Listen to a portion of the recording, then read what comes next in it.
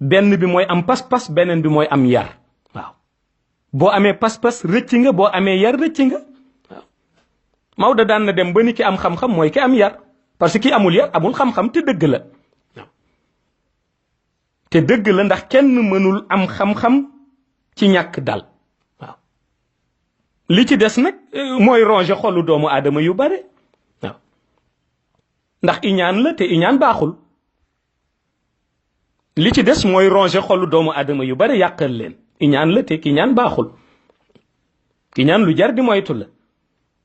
lu jar di moyandiku la parce que baaxul looloo tax kilifa yi gu nekk war nga ko digal say njaboot ñu moytu iñaan waaw waaye nag léegi bu dee ki nga yaakaar si boppam moom moo yore jalousie bi ci boppam ba noppi bëgg la ko digal am na koo xam ni sax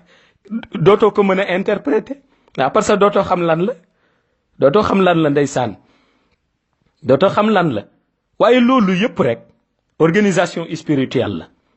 te ku ci nekk nag war nga fexe ba sàmm sa ruux ba mu mën lay wan dëgg-dëgg réalité lan la ndax jamono ji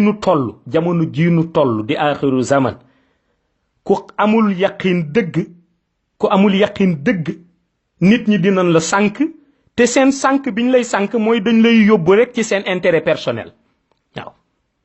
seen intérêt personnel lañ lay yóbbu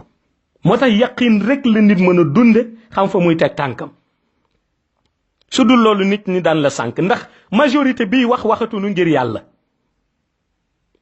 ñëpp xam nañ ni loolu xew na léegi ci réew mi bare na kuy yëkkati di wax ci borom xam-xam yàgg ca ñeneen waxatuñu ngir yàlla dañuy wax ngir seen intérêt personnel rek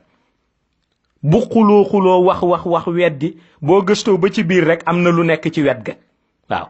intérêt personnel rek waaw waxatoo pour gindi nit ñi mais intérêt personnel te moo ëpp ci wax yi léegi waaw nit ki da ngay wax fekk li ngay wax intérêt personnel da ngay critiquer nit fekk lu tax nga koy critiquer parce que neexu la parce que bëggoo mu raw la loolu rek la ah nga utiliser loolu dugal ko ci diine danger baa ngi ci te danger boobu nag li ci gën a garaaw du monde shahada mooy yàlla bu demee ba yowmal qiyaam jot mu di atte loolu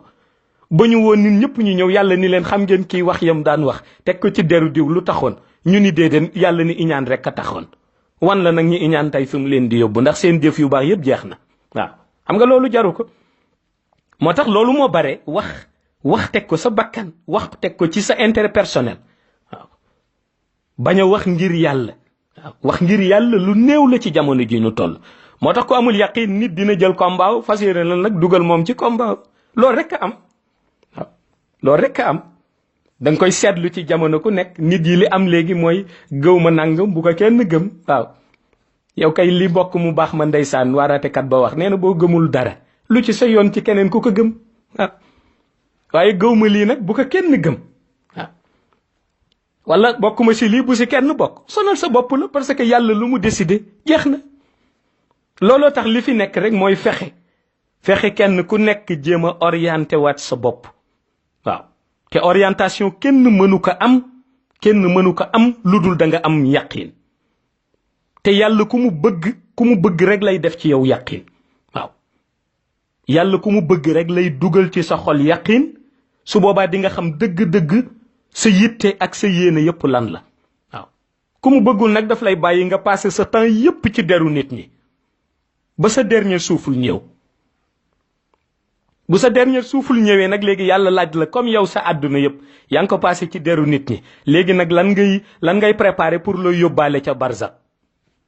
ndax nar nga dugg sa bàmmeel yow dong yàgg fa ay ati at kenn du la fa fekk mu lëndëm kurus te préparé woo ko léegi nag comme yow sa temps yépp yaa ngi ko passé woon ci deru nit ñi di yàq seen der guddeeg bëccëg léegi nag lan nga préparé yow pour suuf mën la sàmmal sa der ba du ko lekk waaw problème baa nga foofu te ñi ngi ci aaxiru zaman moo tax faw ñu xoolaat suñu bopp lu am solo la faw ñu xoolaat suñu bopp faw ñu jéem a xoolaat suñuy orientation yi faw ñu xam dëgg-dëgg lan la waaye faw ñu jox cër yàlla mi nu bind te pour ñu jox cër yàlla mi ñu bind faw ñu jox cër yonent bi topp ay enseignement te ñun tijaan yi pour ñu jox cër yonent bi faw ñu jox cër Mawlaay Cheikh Ahmad Tijani te pour ñu jox cër Mawlaay Cheikh Ahmad Tijani faw ñu jox cër ay nitam yi nga xam ni ñoom la samp teg leen fi waaw nitu tariqa bi yépp nag laa wax waaw ak kër gu ci mën te nit bokk ak kër gu ci nit mënta bokk benn buum la benn silsila la lu mu gudd gudd ci Mawlaay Cheikh Ahmad Tijani ci loxoom lay teere